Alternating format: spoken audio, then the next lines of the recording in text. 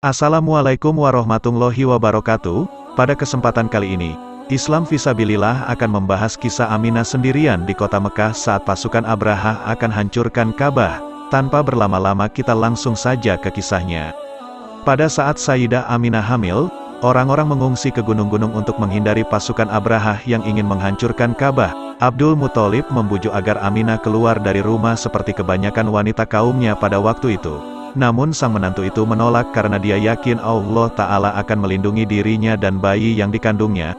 Fuad Abdurrahman dalam bukunya yang berjudul Jalan Damai Rasulullah, Risalah Rahmat bagi Semua menyebut banyak riwayat yang menjelaskan tentang seputar kehamilan Sayyidah Aminah, seperti kerap kali didatangi orang-orang suci yang terjadi dalam mimpi ataupun terjaga yang menyampaikan salam, dan mengabarkan bahwa Sayyidah Aminah sedang mengandung manusia teragung penghulu para utusan Allah Subhanahu wa Ta'ala. Pada suatu malam ketika purnama memancarkan sinarnya dengan terang, sekali lagi Sayyidah Aminah mendengar suara berkata, "Tidak lama lagi kamu akan melahirkan tokoh umat ini. Kalau dia lahir berdoalah memohon perlindungan untuknya kepada Yang Maha Esa dari semua yang iri hati, dan namailah dia Muhammad." Pada suatu hari Abdul Muthalib datang ke rumah Sayyidah Aminah menantunya. Ia meminta Sayyidah Aminah untuk bersiap-siap keluar dari rumah seperti kebanyakan wanita kaumnya pada waktu itu, menuju bukit-bukit atau gunung-gunung Mekah, untuk melindungi diri dan kandungannya dari kejahatan Abraha dan pasukannya. Mereka datang untuk menghancurkan Ka'bah. Namun Sayyidah Aminah merasa berat meninggalkan rumahnya. Ia bersikeras untuk tetap tinggal di rumah itu. Ia yakin Allah Ta'ala akan melindunginya dari kejahatan Abraha karena sedang mengandung janin pemimpin umat ini. Hal itu mungkin merupakan hidayah dari Allah yang datang kepadanya. Dalam pertemuannya dengan Abdul Muthalib, Abraha berkata, "Wahai pemuka Mekah, aku datang tidak untuk memerangi kalian. Aku datang hanya untuk menghancurkan Ka'bah rumah Tuhan-Tuhan kalian. Jika kalian tidak menghalangi keinginanku, aku tidak akan memerangi kalian.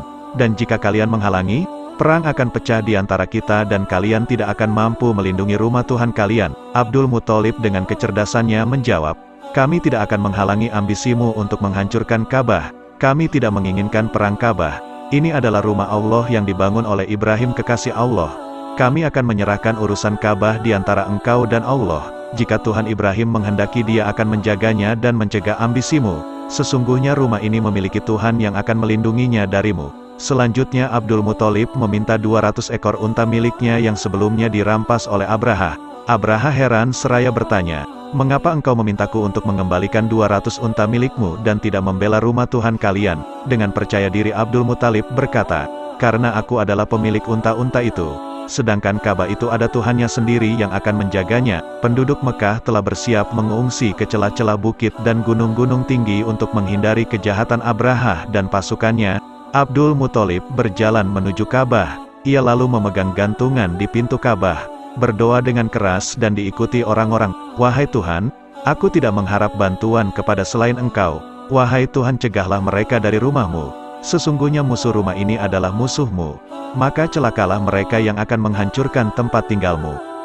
Jangan sampai salib mereka menang. Kekuatan mereka adalah musuh kekuatanmu. Semua pasukan dan gajah mereka datang dari negeri mereka." Hampir semua penduduk meninggalkan kota Mekah. Mereka berhamburan menyelamatkan diri. Namun Sayyidah Aminah binti Wahab bertahan di rumahnya. Sayyidah Aminah sangat yakin bahwa Allah Ta'ala akan melindungi rumahnya dari kejahatan pasukan Abraha. Benar dugaan Sayyidah Aminah, Allah Subhanahu wa Ta'ala menggagalkan rencana busuk Abraha. Mereka menyuruh gajah-gajah mereka untuk menyerang Ka'bah, tetapi semua gajah tidak mau berjalan kendati dipukul atau dirayu dengan lembut sekalipun. "Hadapkanlah gajah itu ke arah Syam, mungkin ia akan bergerak," teriak salah seorang dari mereka.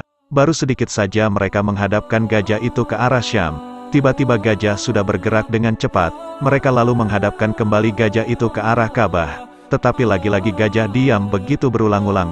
Kemudian ketika panas menyengat, mereka melihat gumpalan awan hitam bergerak ke arah mereka. Tentu saja mereka gembira dan mengira hujan akan turun. Gumpalan hitam itu mendekati mereka dan ternyata itu adalah burung-burung yang menjatuhkan batu-batu hitam panas ke arah mereka. Dalam sekejap tubuh mereka terbakar. Batu-batu itu masuk ke kepala dan menembus keluar dari telapak kaki mereka. Mereka bergelimpangan mati. Tubuh mereka terkoyak-koyak laksana daun yang dimakan ular. Quran Surat Al-Fil ayat 5. Masing-masing burung membawa 3 batu kecil yang berasal dari sijil, di kedua kakinya dan di paruhnya. Batu-batu kecil itu oleh pasukan burung dijatuhkan dengan cepat mengenai kepala masing-masing pasukan gajah. Abraha sendiri tertimpa batu itu dan tidak mampu menolaknya. Namun itu tidak membuatnya terbunuh. Ia hanya terluka dan berdarah lalu ia terjatuh dari gajahnya dengan darah bercucuran. Allah Ta'ala menghendaki ia tidak akan mati saat itu. Agar peristiwa itu menjadi peringatan baginya. Ia dinaikkan ke atas gajah dan meninggalkan medan pertempuran. Abraha mati sebelum sampai ke Yaman. Dan Ka'bah pun tetap berdiri megah. Wallahu a'lam bishawab. Alhamdulillah saudara seiman, semoga kisah ini dapat menambah ilmu dan menambah ketakwaan kita kepada Allah Subhanahu wa Ta'ala. Assalamualaikum warahmatullahi wabarakatuh.